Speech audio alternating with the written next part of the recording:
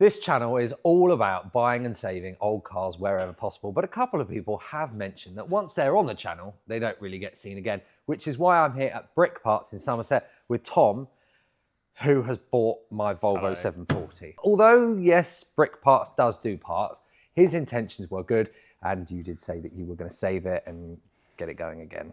That was the intention, being a low mileage, 740 saloon at 50,000 miles or something. It looked quite tidy, it was promising. And it had an MOT when I bought it off you. So all good things. It didn't run, but that's neither here nor there with these. They're really simple to work on. But upon further inspection,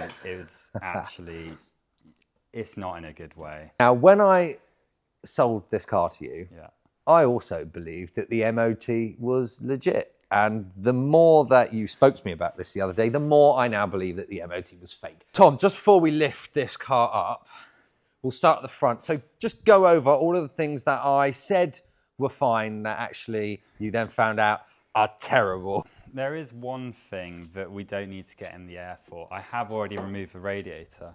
Right. But oh, Christ. Here, that is supposed to be metal all along there. That's the radiator support. The radiator has a couple of little brackets that go up over there, radiator here. The previous owner had just zip-tied the radiator onto these brackets here. That whole cross member there missing. I mean, this is also another little support. That's just... It's a delete. It's the radiator support has been deleted, yeah. Down there where the chassis meets the inner wing, that's very crispy. It shouldn't look like that. Okay, yeah. And one thing I've never seen before is someone's done some, zhuzhing up to this coil. Oh yes, I forgot this. This is a branded coil. This is a Kenko coil. I actually kind of like that. And I wouldn't mind that. Like that. Yeah, I wouldn't mind that in something else. But that is one nice thing about this car.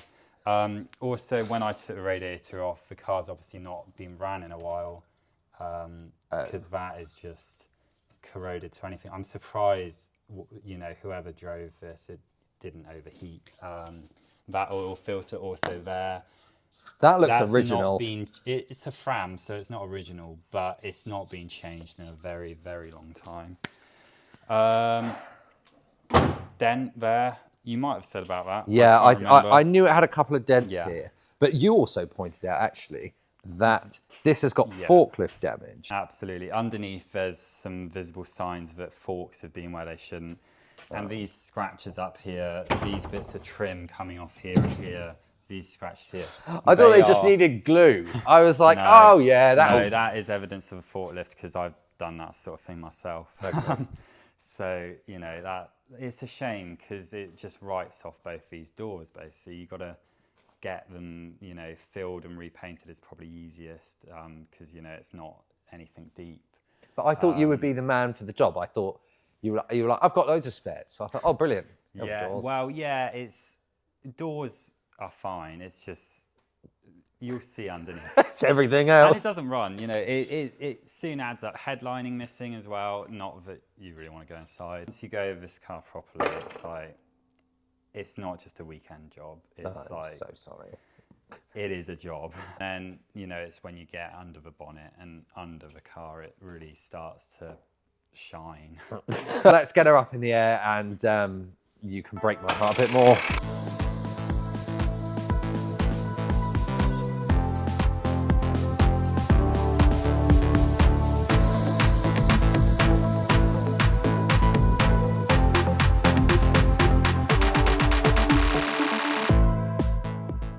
Factory, they're all under sealed, so you got nice black stuff everywhere. The issue is they weren't very good at applying the under seal in the factory, so there's gaps. Gaps let moisture in, and then rust. It rots under the under seal. Yeah. Right. So it looks pretty, and sometimes it will pass an MOT because some MOT inspectors don't poke things. But it's good to know what you're doing, and it's good to have a pokey stick. Moving backwards through the car, you got lovely underseal here, and there's a seam here. And where that seam is, the underseal obviously wasn't great because it's starting to rust through in that inner arch. And then a bit further down, you've got this suspension mounting point, well, lower arm mounting point, joins to the chassis. Above there, there's just a hole. It's kind of solid, but there is a hole, so that means it is weakened. And that's definitely immediately an MOT fail because it's within 30 centimeters of a suspension mounting point. God, you know your shit. Sadly, Didn't realise I was out with the DVSA today. Too much time with shit old cars. Further down the car, this floor pan has a massive hole in it. Yeah. In fact, this that looks bad. I think someone's undersealed over this before. It sounds hollow. Yeah, it's like you can see it moving and it's breaking along this seam as I do that. This goes under the chassis leg, and then it's also on this jacking point, which we have jacked the car up on. It's actually solid directly above it, but to the side of it, the floor again is horrid. And this chassis leg here is like, you know, holier than anything. It's just not what you want in a chassis leg. You know, you want metal there, and there are holes. Going a bit further along, there's a big scrape here from a forklift. I can see it just through the underseal. So at some point that'll start rusting because obviously the underseal has been scraped off. And directly opposite there on the chassis leg on this side, there's a massive dent from that forklift, and that here is a fuel line. Yeah, it's a fuel line, and that's been that's just damaged by the forklift as well. Somewhere where it traps moisture, because this side, this would be an MOT fail. Big hole in this sill, well, inner sill, and around the jacking point. Do you not think it's worth it for a 50,000 mile? No. No.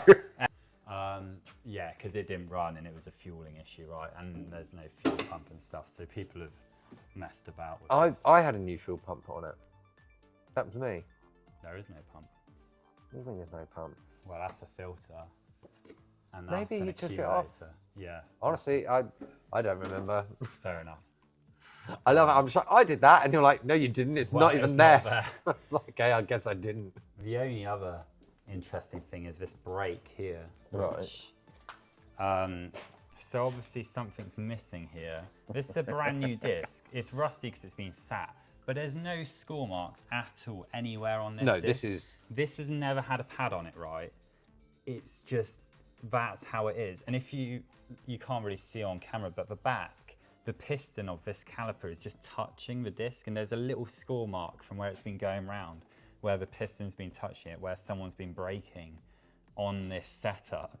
But it passed an MOT. I love that you refer to brake this pads. as a setup. Like this is some kind of a legitimate option. Well, you won't fail your MOT for brakes binding, that's for sure. But yeah, that noise is just the piston rubbing on the back of this disc. It's very vocal, this car, isn't it? Yeah, I feel like we should spin both the wheels and get like the full experience.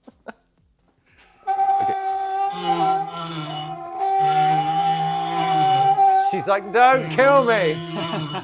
Before I came down, you texted me and you told me some rather sad news about this car. Now, obviously, I know it's going to die, but what I didn't know is that you are planning to slice it up in front of my eyes. Sadly, yeah. Thanks very much. A customer of mine has a 740 Saloon turbo, really rare car, really nice. Rear end is a bit sad, you know, dented, a bit corrosion-y. So I'm going to be cutting the rear end off this car, which, you know, is a good thing because it's not a good thing. It's going on to save another car, right?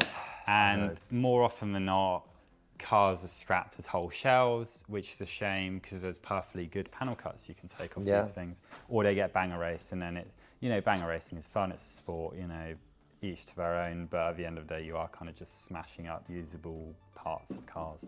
So, you know, it is what it is, really. It's very, very sad. I'm going to be having a mega pint in the pub once this is done.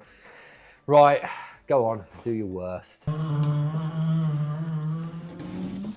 Oh, she's crying.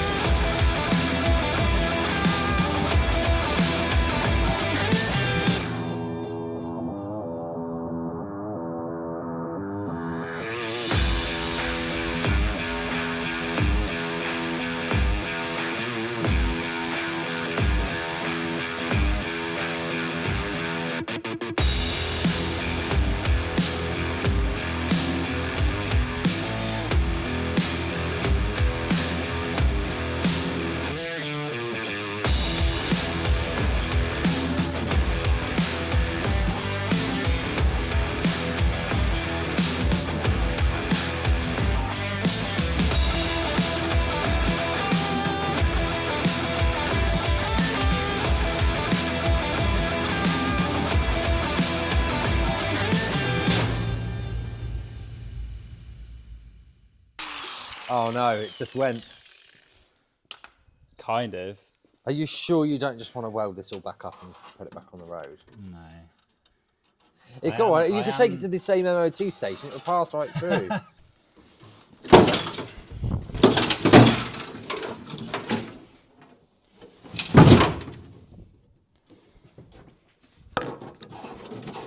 Just a little bit here, and then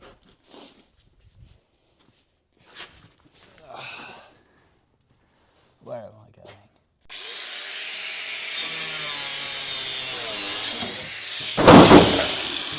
Oh no, you've scratched it. They're repainting, it's fine. My nice tyres and palette were clearly not necessary then. It looks even stranger now to see it with no back on. What? Well, that is well and truly it, the Volvo. I mean, actually, look, it looks kind of a bit cool with its new shortened appearance. It's like a weird ute thing. It, Volvo ute. It is. It's got such a flat back now, Yeah. like a smart car or something. But anyway, I mean, the back of it will, of course, live on for someone else. But the rest of the Volvo, sadly, is going in the bin. Apologies to Tom for charging him £1,500 for this car, which he ultimately ended up cutting up. But I don't know if you felt any kind of justice from the fact that you got to do it to my face. That was exceptionally painful. Don't want to have to live through that moment again. If you liked this video, please make sure that you like and subscribe to the channel for more. Thank you very much for watching, and I will see you again next week.